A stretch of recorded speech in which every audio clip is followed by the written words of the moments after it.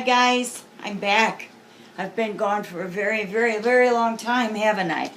I hope you had a great Christmas. I just didn't have any time at Christmas to get on and read. I think I did one day, right? But not many. I haven't had much time to do much of anything.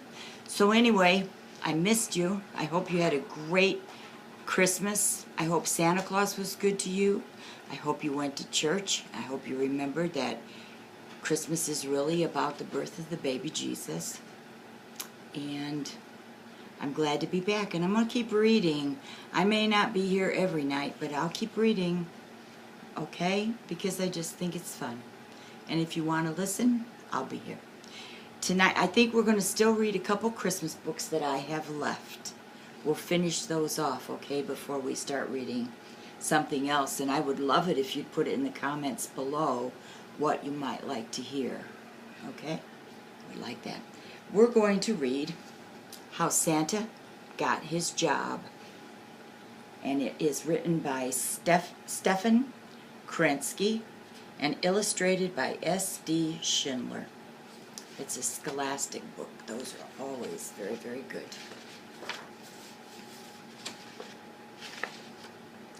When Santa Claus was a young man, he went out looking for a job. Santa wanted no part of desks or offices. He liked to stay on the move. Well, look at him. That's Santa Claus there. Can you believe that, when he was a young guy? Wow, he had red hair. Ho, ho, ho. Who would have thought?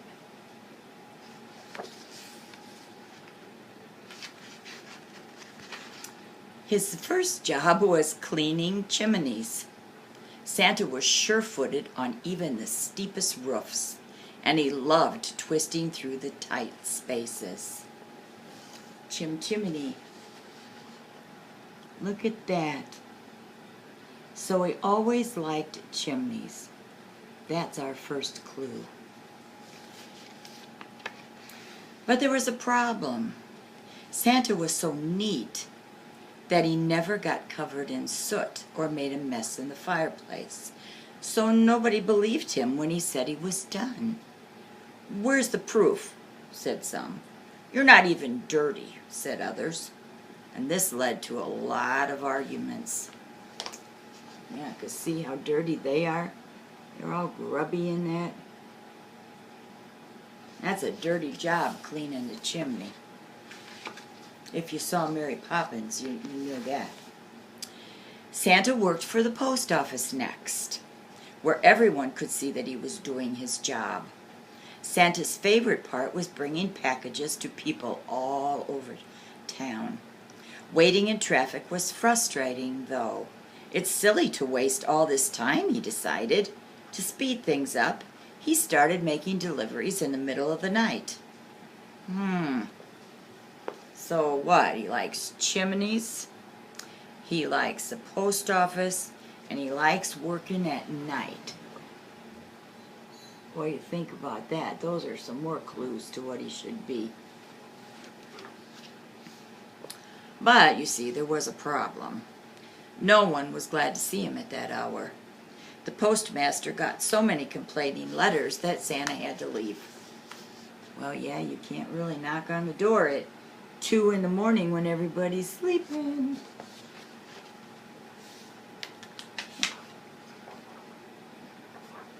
Since Santa had discovered he enjoyed staying up late, he tried cooking all night at an all-night diner. It felt good to fill orders for customers. Sometimes Santa even surprised people with extra helpings. "Oh, I couldn't eat another bite," many of them insisted. Well, maybe just one. But there was a problem. Every night, Santa tasted and sampled and tasted some more before he brought anything out of the kitchen, and he gained a lot of weight. That is another clue, isn't it? I couldn't imagine a Santa that was skinny.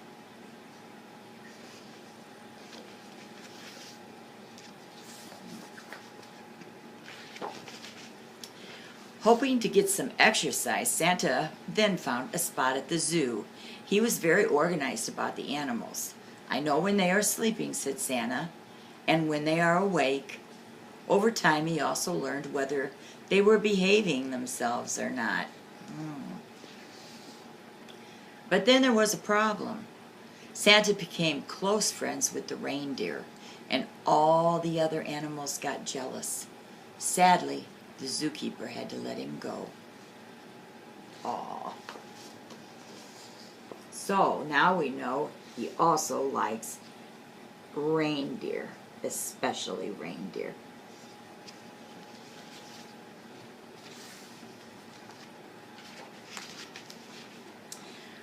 By now, Santa was getting discouraged. He didn't even notice what the reindeer were doing behind him. They worked hard to cheer him up. He's all sad and dejected, and they're all up there running around, trying to make him happy. And you notice he's getting a beard and a mustache. It's another clue.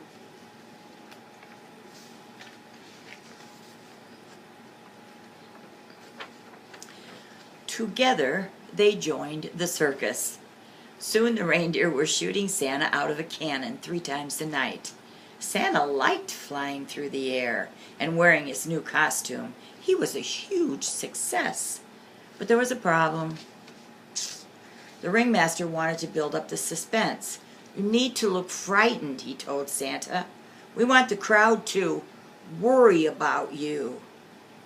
But Santa was having too much fun for that.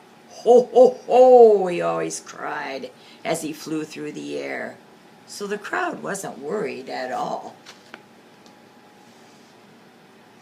Shooting him out. Whoa. And look at what he's got on, a red suit.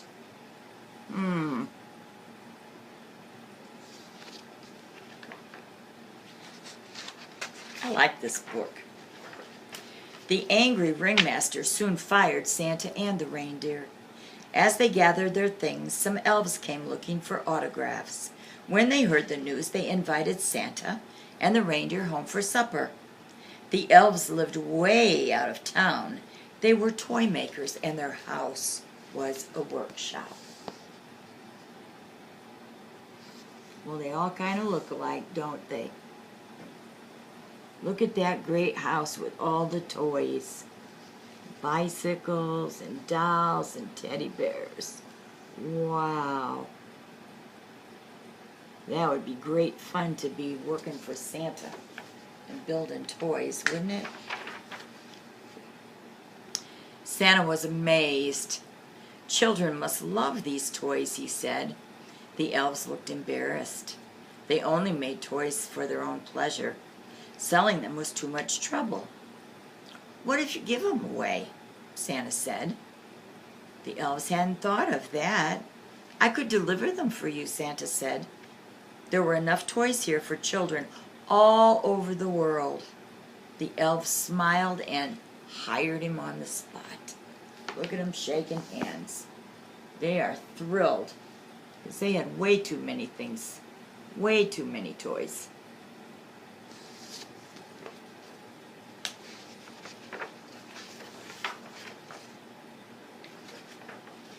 Whoops. Yeah, his fingers aren't working too good tonight. Maybe they are. Whoop.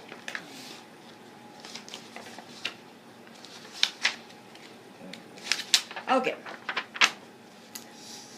The elves made Santa a special sack that was always big enough, no matter how many toys were put in it. Then they built him a sleigh. The polar bears offered to pull it. They were very strong and whipped Santa across the snow. But there was a problem. There's lots of problems in this book. You can't have a bear pulling you. I'd get wild, huh?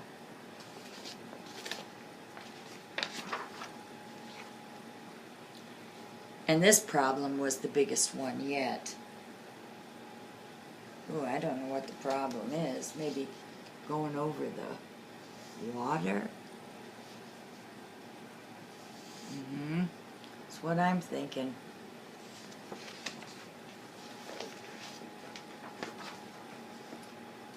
To Santa's surprise, this problem could be solved. Santa and the reindeer practiced together every day. They made a few mistakes at first, but soon they learned to work as a team. So the reindeer helped him, because the polar bear just didn't do too good.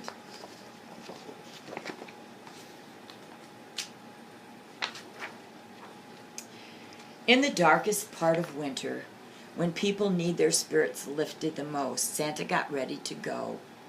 As the elves said goodbye, they gave Santa an emergency kit. It held a compass, goggles, cough drops, and other things. Santa thanked them very much. All his jobs had taught him it was good to be prepared. Oh, how cool is that? Isn't that a beautiful picture? Yeah, Santa.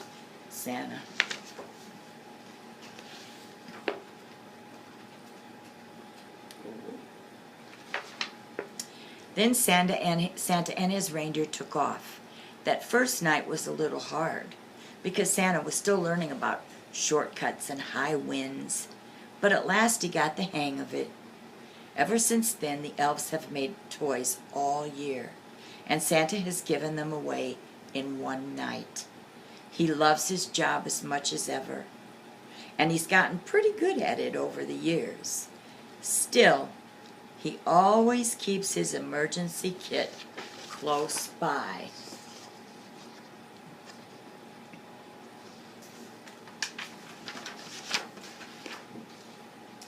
Because no job is perfect. No job is perfect. Funny. I like this book. I like this. The illustrations were cool, weren't they? Oops. Getting shiny stuff on it. That's a good book. And let's see what this one is. That's Good, That's Bad on Santa's Journey.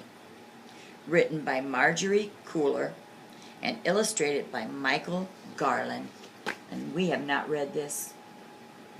And other than Polar Express, this is the last one. No, I've got two more. Okay. It was Christmas Eve, and Santa climbed into his sleigh, kissed Mrs. Claus goodbye, smooch, and told his reindeer to take off. Giddy up! Oh, that's good. No, that's bad. Well, why is that?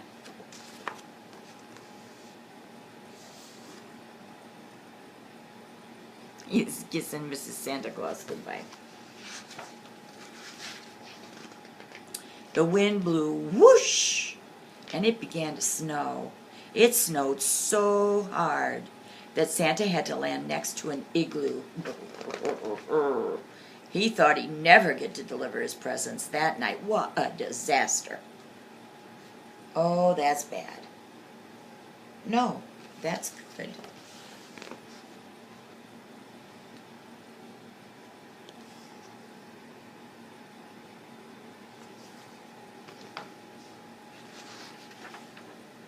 Santa waited for the snow to stop. Tick-tock, tick-tock, tick-tock. And finally it did. After leaving some presents at the igloo, he and his reindeer took off again. Whee! Oh, that's good. No, that's bad. Oh boy, I don't know what this book is about. Donuts and cocoa. And there's all the reindeer looking at him. What big eyes you have, oh reindeer, reindeer. No Rudolph. When Santa reached a little boy's house, the roof was so icy that his reindeer slid across it, slippity-slop, and slammed into the chimney. Crash!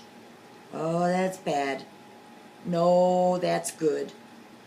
Is that bad or good?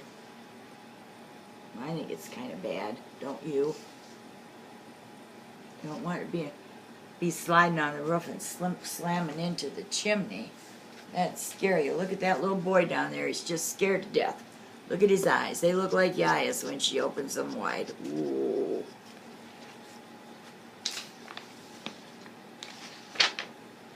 The reindeer untangled their reins. What a mess. And pulled the sleigh to safety. Santa jumped out with his big bag of toys and climbed down the chimney. Puff, puff. Oh, that's good. No, that's bad. He looks a little cross-eyed there, doesn't he?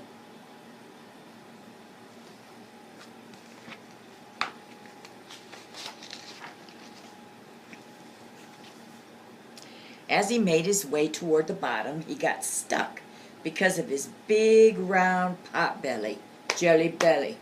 Oh, oh, that's bad? No, that's good. Oh, that's bad. Look at him.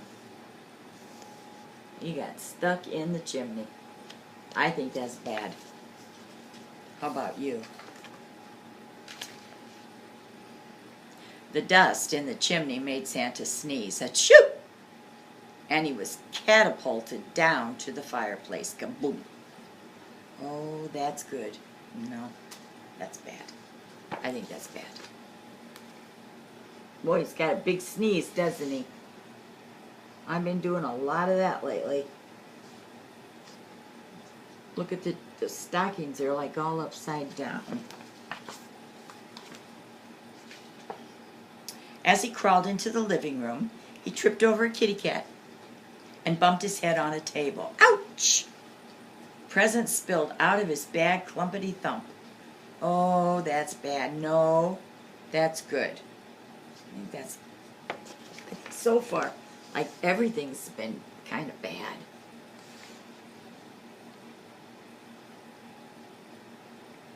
This is kind of a messed up Santa, isn't it? Santa rubbed his head, patted the kitty, purr, and picked up all the presents. He stuffed them back into his bag and stumbled over to the Christmas tree. How dazzling. Oh, that's good. No, that's bad. No, I think that's good. Don't you? Oh, look at him. He's petting the kitty cat. That's a great picture right there. Boy, he's a big guy, isn't he? He's as big as a tree. As Santa leaned over to put presents under the tree, the seat of his pants split from top to bottom. Rip! Oh, that's bad. No, that's good. That's pretty bad. He's got a hole in his pants now. They're probably going to fall off or something. That's bad.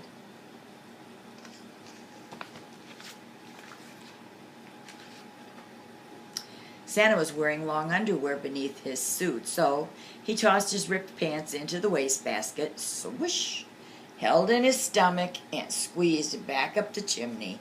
Bye-bye. Oh, that's good. No, that's bad. I think, oh, that's good. Look at his long underwear, though. They're funny. They have flowers on them. I'll bet Mrs. Claus made them for him, don't you think? YaYa likes to make things with flowers.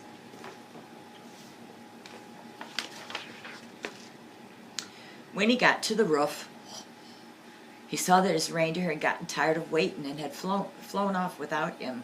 Whoops. Oh, that's bad. No, that's good. No, that's bad. There he is, coming out of the chimney. He sucked it all in, and he's trying to get up that chimney with his big old belly. And there go the reindeer and the sleigh. This is not a good thing, folks. This is a bad. This is one of those. Oh, no, that's bad. Santa whistled for the reindeer.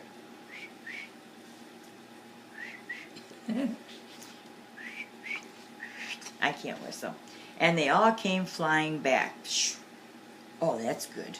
No, that's bad. I think that's really good, don't you?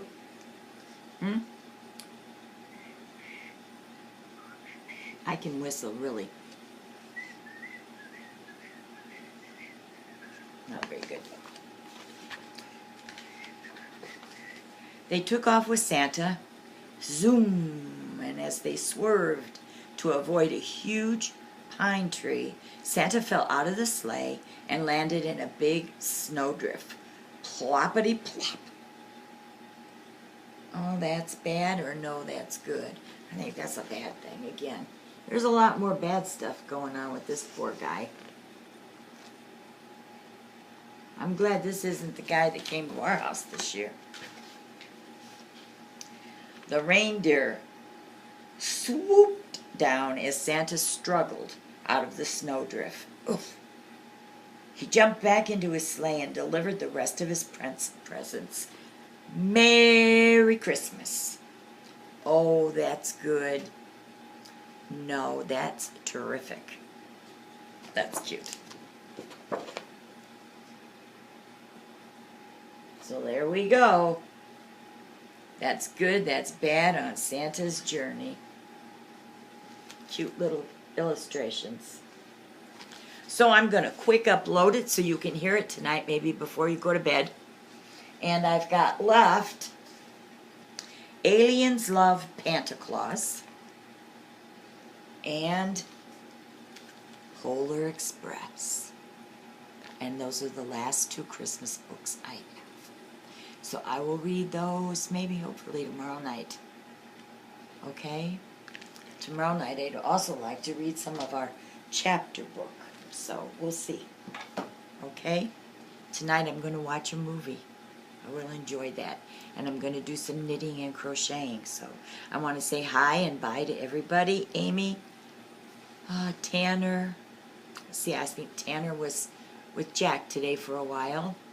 Maya, Jack and Natty, Devin and Dylan, Lila and Lucy and Lincoln, who I'm sure are in bed. And anybody else, Aiden, if you're out there with me, and all of Devin's friends that listen, I appreciate it. So I'll see you guys tomorrow night, I hope. And if I say I'll see you and I don't get here, then that means something came up, because if I can at all do it, I'll be here, okay? I'll always be back. So I love you guys. You're in my heart.